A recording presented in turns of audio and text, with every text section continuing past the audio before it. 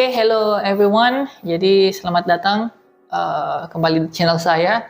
Well, today hari ini kita akan saya akan men-share tentang materi passive voice terbagi menjadi dua part 1 dan part 2.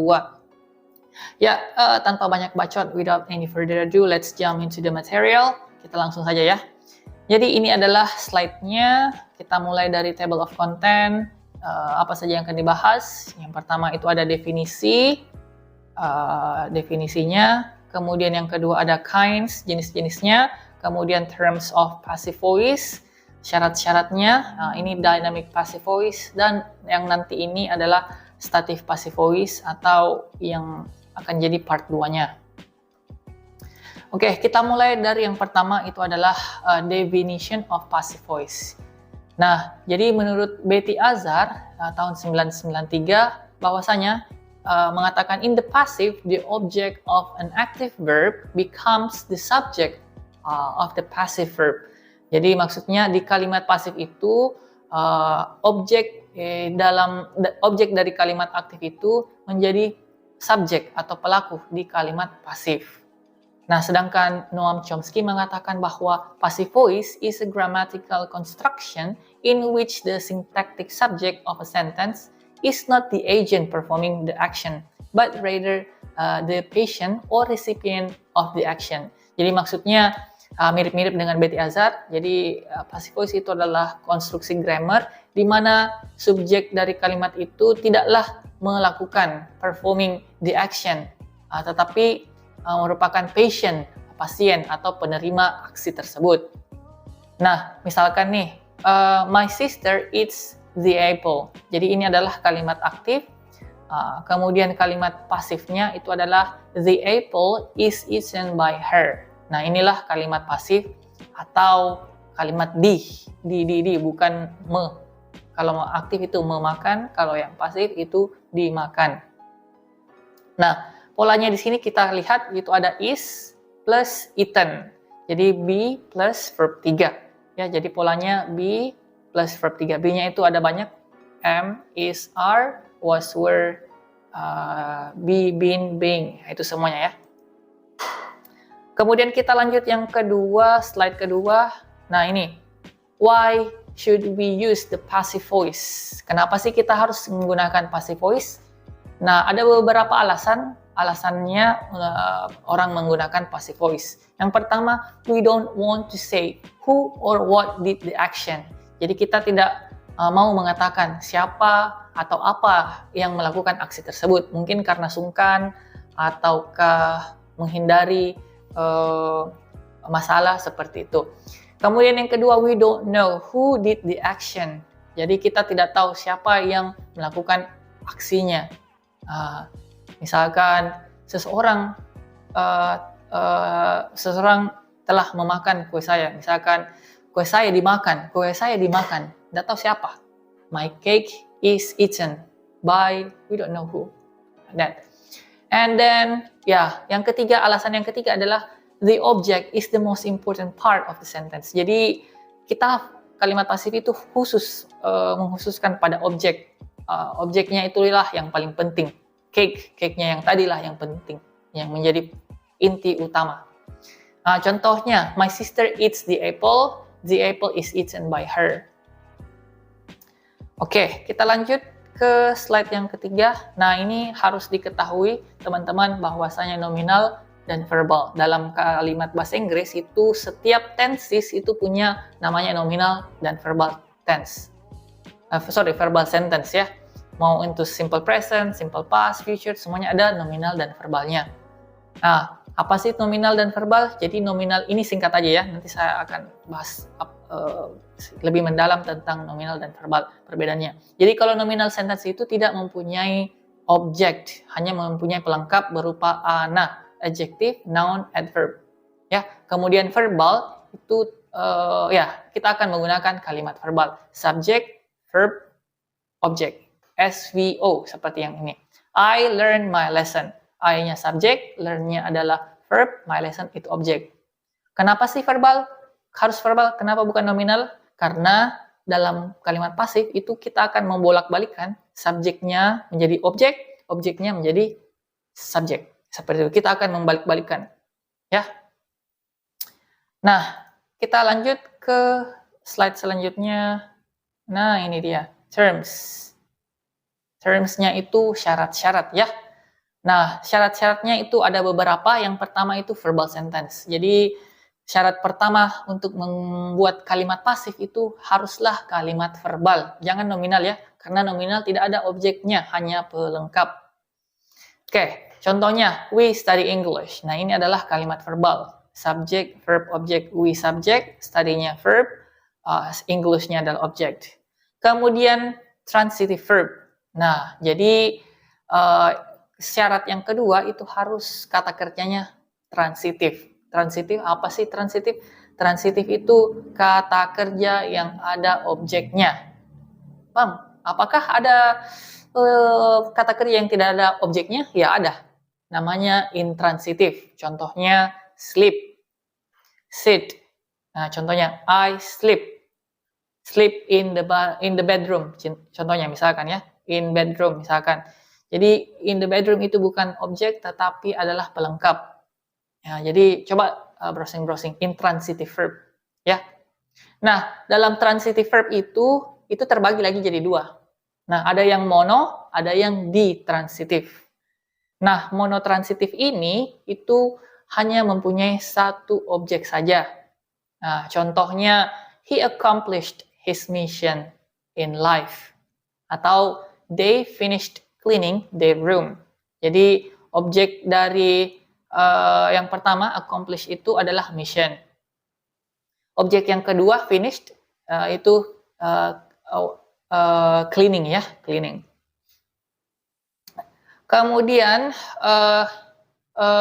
yang ditransitif ini ada dua objeknya. Nah, objeknya indirect dan direct object. Nah, jadi contohnya ask, kata kerjanya ask, bring, buy, get, give, dan seterusnya ya. Ada beberapa listnya. Nah, oke. Jadi yang dua objek ini ada satu direct, ada yang indirect. Contohnya, he told Jennifer his darkest secret. Jadi di sini ada kalimatnya. He di sini adalah subjeknya, told adalah verbnya, Jennifer ini adalah indirect object atau objek tidak langsung. Secret adalah direct objeknya. Told secret. Told secret. Jadi itu direct object secretnya, Jennifer hanya indirect object. Oke, lanjut the next slide. We have procedure. Nah, here we go.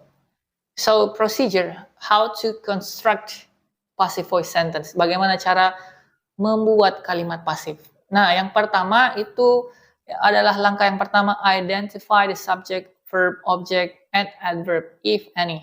Jadi, identifikasi, coba klasifikasikan. Identifikasi yang mana subjeknya, yang mana kata kerjanya, yang mana objeknya, dan keterangannya jika ada. Nah, contohnya ini yang lengkap. Suzy helps her mother every day. Nah, ini adalah kalimat aktif karena membantu, bukan dia. Kita akan membuat kalimat pasif dari kalimat ini. Nah, langkah yang kedua, pull the object to front as subject. Jadi, tarik objeknya itu adalah her mother. Kita ambil her mother ke depan ya. Kemudian yang ketiga, look at the tenses and decide the to be auxiliary ya. Then change the main verb into past participle. Maksudnya coba lihat tensesnya. Karena kita lihat di yang pertama, Suzy helps. Helps ini indikasinya adalah simple present. Maka passive voice dalam kondisi simple present ya. Nah, her mother ini kebetulan cuma satu, jadi simple present dari be adalah is. Kemudian help, past participle dari help itu adalah helped, karena dia reguler. Kemudian, langkah selanjutnya, add preposition by. Then, pull the subject, active voice into object position. Object position atau object preposition ya, maksudnya di sini. Nah, setelah itu tambahkan by, kemudian tarik pelaku di kalimat aktif itu menjadi objek di kalimat pasif. Nah, dalam hal ini adalah Suzy. Suzy kita tarik ke belakang menjadi objek di kalimat pasif. Nah, tambahkan dulu by, kemudian her, by her, ya. Nah, bagaimana dengan adverbnya? Adverbnya tetap di belakang, every day, ya. Jadi her mother is helped by Suzy atau by her every day. Ibunya ditolong olehnya atau oleh Suzy setiap hari. Itu adalah kalimat pasifnya.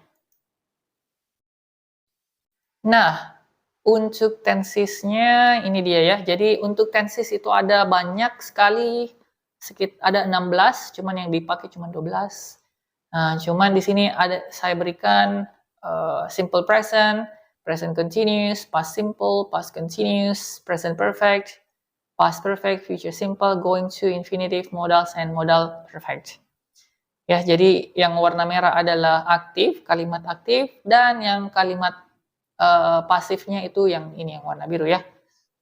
Ini ya tadi, is received, is being received, was being received, dan seterusnya ya.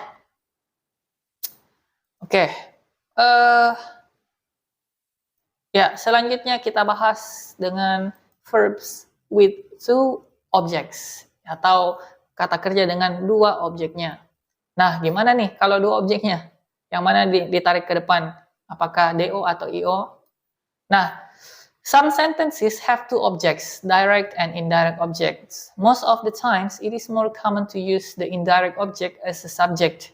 Ya, jadi maksudnya beberapa kalimat itu mempunyai dua objek. Ada yang direct, ada yang indirect. Ya, kebanyakan atau itu kebanyakan lebih umum menggunakan indirect object sebagai subjek di kalimat pasif. Kita coba lihat contoh saja deh, yang terlalu panjang penjelasannya. Contohnya, nih, they showed me their last album.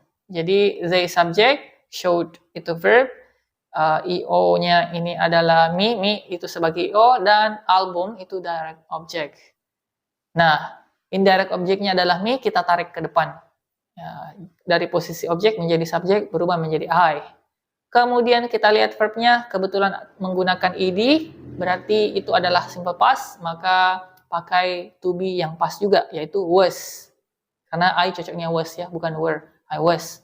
Showed itu verb tiganya atau past participle-nya adalah shown.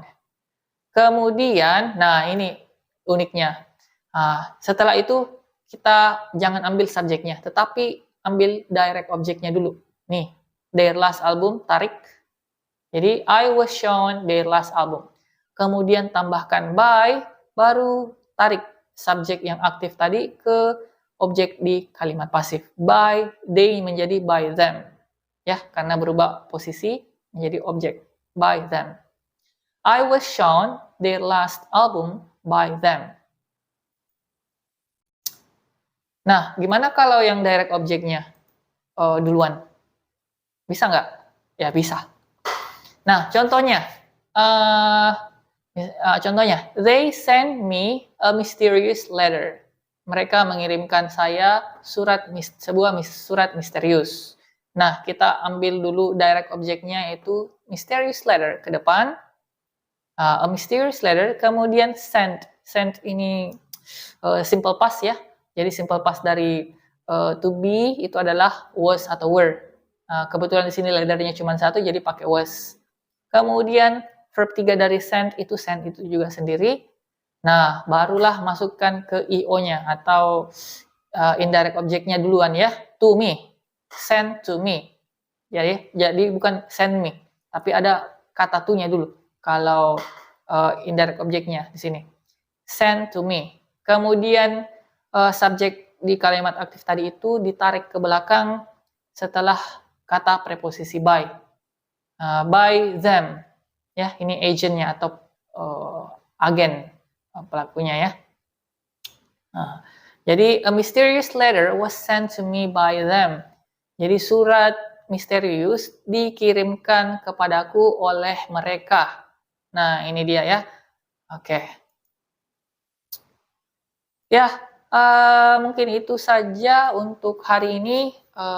Jika bermanfaat silahkan di-share ke teman-temannya. Jangan lupa share dan like-nya ya teman-teman. Oke, mungkin cukup. Thank you. If you have any questions, please feel free to ask in the comment section.